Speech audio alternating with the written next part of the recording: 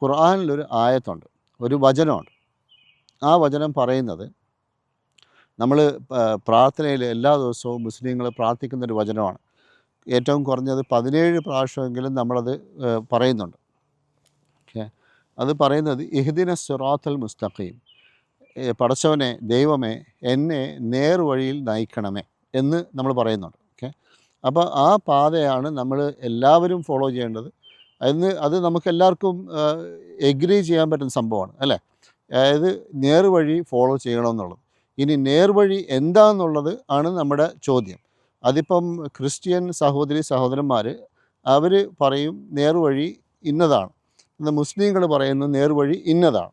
ഈ ഹിന്ദു മതവിശ്വാസികൾ വേറൊരു വഴി കാണിക്കും, ഇതാണ് നേർവഴി എന്ന് പറയും. ഓക്കെ, അപ്പോൾ ഇതെല്ലാം ശരിയാവില്ലല്ലോ. അത് നമുക്ക് ബുദ്ധിക്ക് യോജിക്കുന്നില്ല. അതായത് എല്ലാ നേർവഴി ആവില്ലല്ലോ. അപ്പോൾ ഏതാണ് നേർവഴി എന്നുള്ളത് കണ്ടുപിടിക്കുക. അതാണ് നമ്മുടെ ഹ്യൂമൻ ബീയിങ്സിൻ്റെ, നമ്മുടെ മനുഷ്യ ബുദ്ധി നമുക്ക് ദൈവം തന്നിരിക്കുന്നതിൻ്റെ ഏറ്റവും വലിയ നമ്മുടെ റെസ്പോൺസിബിലിറ്റി. അതാണ് നമ്മൾ നേർവഴി കണ്ടുപിടിക്കുക.